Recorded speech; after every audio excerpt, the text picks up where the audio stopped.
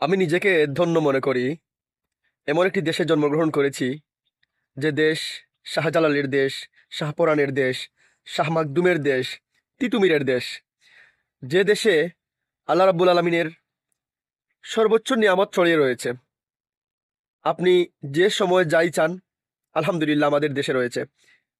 যারা বিদেশে ভ্রমণ করেছেন, ভিজিট করেছেন, তারা একটা জিনিস উপলব্ধি করবেন, হয়তো বা আমাদের দেশের তুলনায় অন্যান্য দেশ উন্নত রয়েছে আলহামদুলিল্লাহ টাকার দিক দিয়ে।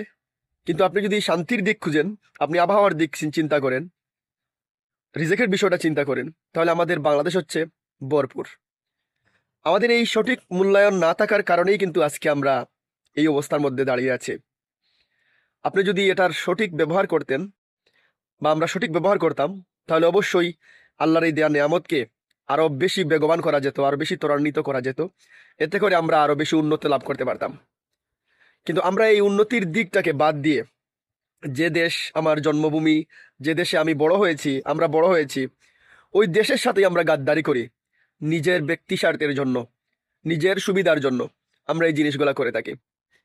আমি এই বর্তমান তারুণ্যে যারা তরুণ রয়েছে, যারা বিগত 17 বছর যাবৎ নির্বাচনে বুট দিতে পারে না, তাদের বুটের ফলাফল, তারা যে সঠিক বুট দেয়, বুটের তাদের ন্যায্য অধিকার তারা ঠিক পায় না, তারা বুট দেয় একটা, রেজাল্ট হয় অন্যটা, জোরপূর্বক তাদের অধিকার হরণ করা হয়।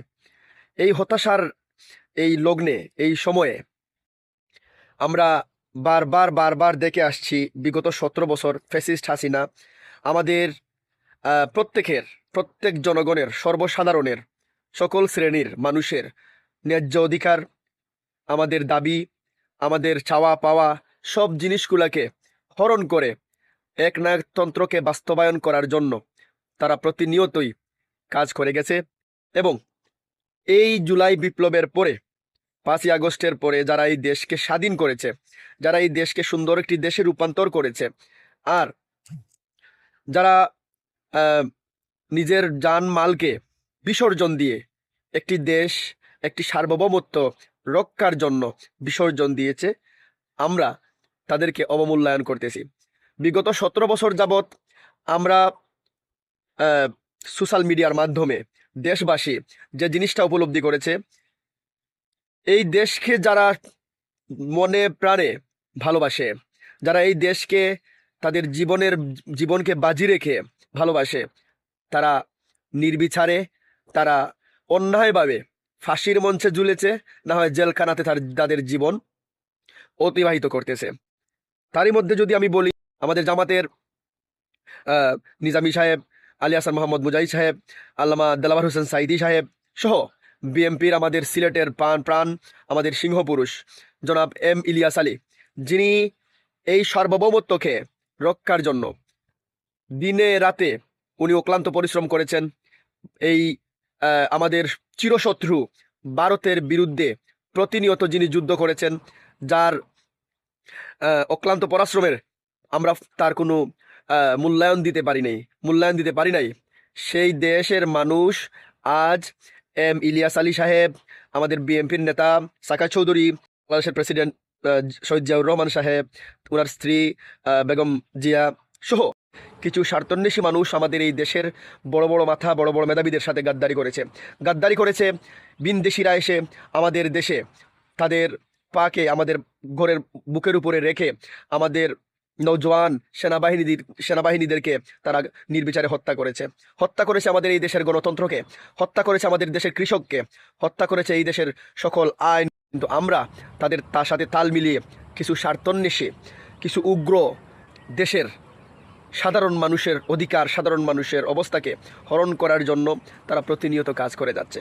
আমি না বললেই নয়, বর্তমানে এই সময়ে যারা এই 5ই আগস্টের পরে এই সুন্দর একটা বিপ্লব দিয়েছে, আর বাংলাদেশের অর্থনীতির যিনি সর্বোচ্চ চূড়ায় রয়েছেন, ডক্টর মোহাম্মদ ইউনূস সাহেব, যাকে সারা বিশ্ব ওনাকে সম্মান করে, ওনাকে মর্যাদা দেয়, ওনাকে মূল্যায়ন করে, আমরা তাকে মূল্যায়ন করতে পারতেছি না।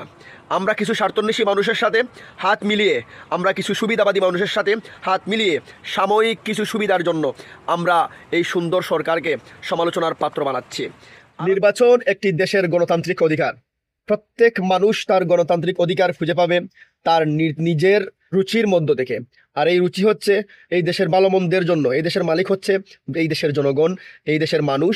আর এই দেশের প্রজা, এই দেশের চাকর নির্ধারণ করবে এই দেশেরই মানুষ। এটাকে নির্ধারণ করার জন্য অবশ্যই নির্বাচনের প্রয়োজন। এই নির্বাচন অবশ্যই হবে, তবে এই ফ্যাসিস্ট আওয়ামী সরকার এই দেশটাকে ধ্বংস করে, এই দেশের অর্থনীতি, এই দেশের কৃষক, এই দেশের প্রত্যেকটা মানুষের তার অর্থনৈতিক অবস্থাকে ধ্বংস করে গেছে, হাজার হাজার কোটি টাকা লুট করে গেছে। এখন এটাকে সংস্কার না করে যদি কোনো নির্বাচন হয় তাহলে অবশ্যই নির্বাচিত সরকার বিপদের সম্মুখীন হবে। যার কারণে এই ডক্টর ইউনূস সাহেবের সরকার, এটাকে অবশ্যই আমাদের প্রয়োজন। এটা থাকার মাধ্যমে আমাদের অর্থনৈতিক আরও বেগবান হবে। আমরা 5ই আগস্টের পরে যে অবস্থান বর্তমানে আলহামদুলিল্লাহ এখন পর্যন্ত কোনো নেগেটিভিটি নেই, তবে মানুষ হিসেবে মানুষের নেগেটিভিটি থাকতেই পারে। একটা দেশের একজন পরিচালক হতে হয় না, তার সাথে 10 জন থাকে, 10 জনের 10 মতামত থাকতেই পারে। এখান থেকে আমাদের ফিরে আসতে হবে। যে বা যারা, যে স্বার্থন্বেষীরা নির্বাচনে পাগল পারা, যে বা যারা নির্বাচন নিয়ে, ডিসেম্বরের মধ্যেই নির্বাচন নিয়ে পাগল পারা, আমি সেসব সুবিধাবাদী, সেসব স্বার্থন্বেষী নেতাদের বলতে চাই যে এই 17 বছর যাবৎ যে বা যারা এই দেশের জন্য নিজের নিজের জান, নিজের মাল, নিজের পরিবারকে বিসর্জন দিয়ে কেউ হয়েছে গুম, কেউ হয়েছে খুন, কেউ বা জেলের মধ্যে তাদের জীবনকে খেয়ে না খেয়ে, ঘুমিয়ে না ঘুমিয়ে বিসর্জন দিচ্ছে। এই যে 5 আগস্টের মধ্যে যারা শহীদ হয়েছে, এই যে 5 আগস্টে যারা পঙ্গুত্ব জীবনযাপন করতেছে, কারো চোখ নাই, কান নাই, নাক নাই, পা নাই, তাদের এগুলার এই বিচার না আছে, খুনের বিচার না আছে, আমাদের এম ইলিয়াস আলী সাহেবের গুমের বিচার না আছে, এই ফ্যাসিস্ট আওয়ামী প্রত্যেকটা নিরীহ মানুষের এই যে ক্ষয়ক্ষতি করেছে তাদের বিচার না আছে, আমরা নির্বাচন চেয়ে এটা অন্যায় করতেছি। আমাদের এই জায়গা থেকে বেরিয়ে আসতে হবে। এই নির্বাচন খেলা বন্ধ করতে হবে। নির্বাচন অবশ্যই প্রয়োজন, এটা আমাদের অধিকার, এটা আমাদের গণতান্ত্রিক অধিকার। তবে এই নির্বাচন একটা সুষ্ঠু সুন্দর সময়ে আমাদের ডক্টর ইউনূস পরিচালনা করবেন, এটা আমরা দাবি রাখি। বাংলাদেশ সেনাবাহিনী যেভাবে, যে সুন্দরভাবে দেশকে একটা সন্ত্রাস মুক্ত, একটা চাঁদাবাজ মুক্ত, একটা খুন রাহাজানি থেকে আমাদেরকে যেভাবে নিরাপত্তা দিচ্ছে, বাংলাদেশ পুলিশ, বাংলাদেশ সেনাবাহিনী, প্রত্যেক সশস্ত্র বাহিনীকে এই বাংলাদেশের মানুষ অত্যন্ত ভালোবাসে, অত্যন্ত স্নেহ করে, মন থেকে প্রাণ থেকে আমরা আরও বিশ্বাস করি এই দেশের সেনাবাহিনী, পুলিশ সদস্যরা আমাদের দেশের সঠিক সুন্দরভাবে আমাদের এটাকে পরিচালনা করবে। বিনদেশি কোনো শকুন যেন আমাদের কাঁধে, আমাদের বুকে পা না রাখতে পারে, সেজন্য প্রত্যেক সদস্যরা এখানে অবশ্যই অবগত থাকবেন। পাশাপাশি প্রত্যেক জনগণ, প্রত্যেক সাধারণ মানুষ সচেতন থাকতে হবে। আমরা মূর্খ নই, আমরা আগের মতো নই। আমাদের এখন প্রত্যেক ঘরে ঘরে কোরআনে হাফিজ, প্রত্যেক ঘরে ঘরে শিক্ষিত, বিএ অনার্স কমপ্লিট মানুষ, প্রত্যেক মানুষই সচেতন। আমাদের এই দেশের সচেতন মানুষদেরকে এগিয়ে আসতে হবে, তরুণদের এগিয়ে আসতে হবে। এই নির্বাচন খেলাকে বাদ দিয়ে আসুন আমরা ঐক্য করি, আসুন আমরা একসাথে খেলি। বাংলাদেশ ফ্যাসিস্ট আওয়ামী সরকারের পরে এই দেশের সর্ববৃহৎ রাজনৈতিক দল হচ্ছে বিএনপি এবং জামাত, যাদেরকে সাধারণ মানুষ ভালোবাসে, সাধারণ মানুষ স্নেহ করে। আমরা চাই এই দেশের এই সুন্দর একটা দেশ উপহার দেওয়ার জন্য একটি সঠিক নির্বাচনের মাধ্যমে বিএনপি এবং জামাত এবং আরো ইসলামিক অঙ্গ সংগঠনগুলো একসাথে কাজ করে এই দেশকে আরো ত্বরান্বিত করবে, আরো উন্নতি করবে, একটি উন্নত দেশে পরিণত করবে, একটি উন্নতি রাষ্ট্রে পরিণত করবে। এই আশা আমরা ব্যক্ত করি, এই প্রত্যাশা ব্যক্ত করে আমি ইসহাক বিদায় নিচ্ছি। আসসালামু আলাইকুম।